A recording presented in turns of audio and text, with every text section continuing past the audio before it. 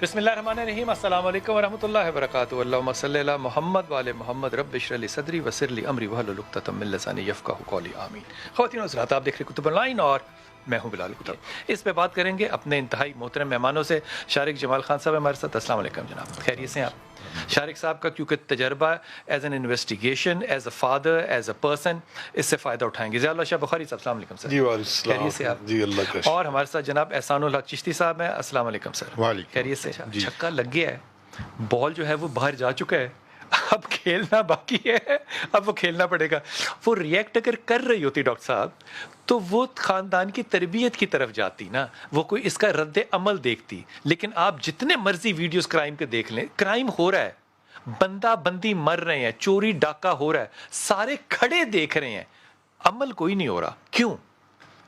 वही बात जो शारिक भाई ने कही, डिसेंसिटाइज हो गई हुई है सोसाइटी। किसी ने तो किया होगा ना जी, रिपीटेड ट्रॉमास जो होते रहे हैं इस तरह के, उसके बाद ये अमल नेचुरल होता है कि अगर उसका मुदावा ना किया जाए और एक अमल बार बार दोहराया जा दर्द रहा से आप हो। मुतमईन तो नहीं हो सकते। दर्द तो जब भी होगा दर्द ही होगा ना। दर्द से कैसे माशरा मुतमईन हो गया? सर, दर्द से मुतमईन नहीं होता, लेकिन टॉलरेंस डेवलप हो जाती है। जैसे इन्होंने फरमाया, एक रिपीटेड एक चीज़ होती जा रही है और वो रूटीन का हिस्सा बनती जा रही है, उसका मुदावा नहीं किया जा रहा, उस पर किसने रिएक्ट नहीं करना है डॉक्टर साहब? किया। हमारी पूरी जो सोसाइटी है, ये तो ना होने वाली बात है ना। नहीं, किसी को तो शुरू करना है ना। नहीं, इनफरादी तौर पे हर बंदे को, मुझे भी शुरू करना है, आपको भी शुरू करना है, तभी सोसाइटी, अफराद से ही सोसाइटी बनती है। डॉक्टर साहब, ये बड़ी जेनरिक एक ओवरऑल लुक नहीं होती कि सारे माशरा सोचे बैठे देखे? ये कैसे हो सकता है? कहीं तो किसी को बताना है ना कि भाईजान ये करें आज, ताकि 25 साल बाद ये निकले नतीजा। सर, आगाज तो अपनी जात से ही होता है, अपने घर से होता है, गिरेबान में होता है। हर बंदा, मेरी क्या मजबूरी है डॉक्टर साहब मैं गिरेबान में झांकूं? इसलिए कि अगर आप थोड़ा सा उसको अपने, जिन लोगों में थोड़ी सी दूर की सोच है, वो सोचते हैं, उनको अपने बच्चे याद आते हैं, किसी को बच्चा देख के उनको अपना घर याद आता है और वो अपना रोल भी अदा करते हैं, लेकिन वो बहुत कम है। लेकिन चिराग से चिराग जलना जो है वो बंद हो गया है। आंधियां तेज हैं या क्या है? चिराग आपको से लगता है इसकी शुरुआत कब हुई? ये जो डिसेंसिटाइज, या यूं कहना चाहिए कि गुनाह बे लज्जत से हम बेबहरा हो गए, अब हमें गुनाह लगता ही नहीं है, इसकी इब्तदा आपको कब लगता हुई?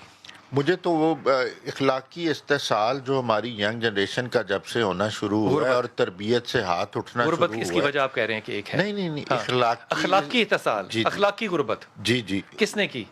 ये हम सब उसके जिम्मेदार हैं, लेकिन उसकी इब्तदा घरों से हुई है।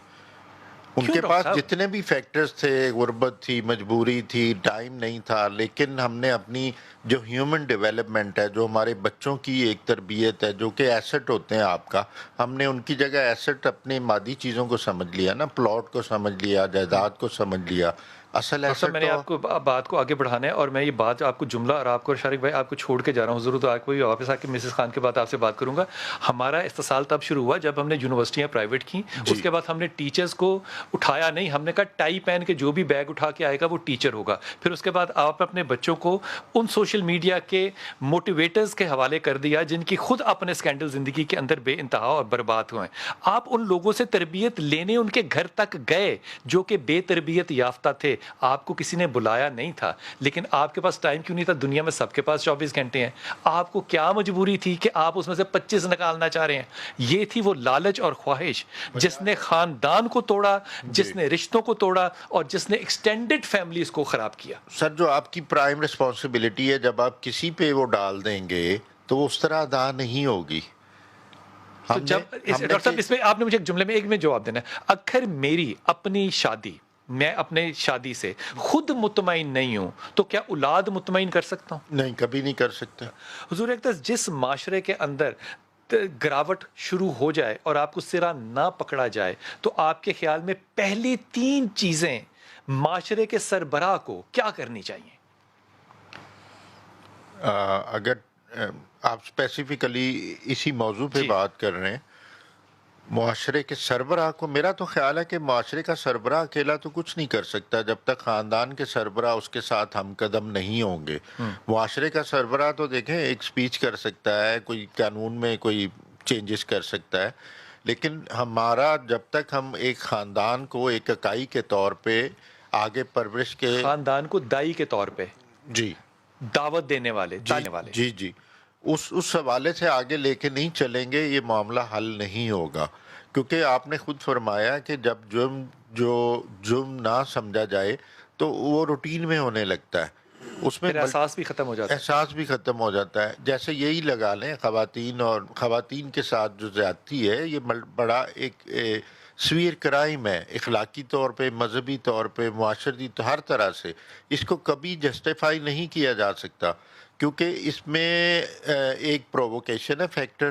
اصل جو ہے نا اس میں ڈومیننس ہے، وہ لوگ، وہ جانور جو اپنے آپ کو ڈومینیٹ کر وہ کے 2.5-3 دوسرے فٹ کے کو، لڑکے جو بیچارے وہاں پہ لچے کھڑے ہیں وہ اپنے آپ کو ڈومیننٹ سمجھتے ہیں. جی عدالت میں جاتے ہوئے وی بنا رہے ہیں اور ان کے ماں باپ باہر پروٹیسٹ کر رہے ہیں. میں کہتا یہ قوم کامیاب ہوتی اگر ان میں سے ایک لڑکا یا ایک ماں باپ اپنے بچے کو لے کر آتا اور وہ ان کو آ کے کہتا ہے کہ حضور ہمارا بچہ مجرم ہے، اس کو سزا دیجئے. وہ کامیاب معاشرہ ہوتا. نہ وہ ماں باپ نکلے نہ وہ لڑکا نکلا.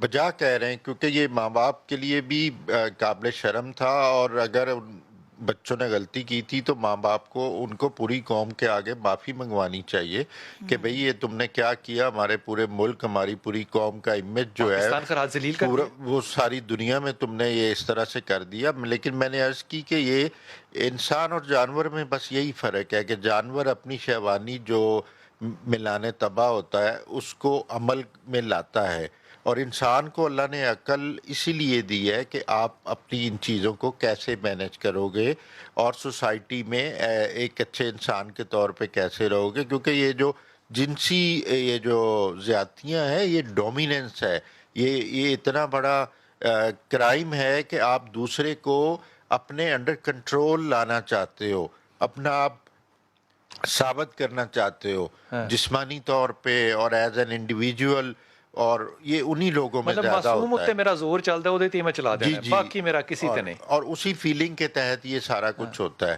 ورنہ دیکھیں نا پرووکیشن ٹھیک ہے، ایک وہ اپرچونسٹ ہوتے ہیں تھوڑے سے جو پرووکیشن یا انڈر انفلوئنس لوگوں کو یوز کرتے ہیں. کیونکہ ہم اپنی زندگی اب ختم کر چکے ہیں، آنے والی اولاد کو دے کر کیا جانا ہے. ایک زندگی میں ایسا ساتھی اور دوست ضرور ڈھونڈیے جس کے ساتھ آپ کہہ سکیں کہ میری یہ بیٹی اس کے پاس باحفاظت بھی ہے، بااخلاق بھی ہوگی اور تربیت بھی پائے گی. اگر آپ وہ بھی نہیں رشتے بنا سکے تو پھر دوبارہ سوچیے گا.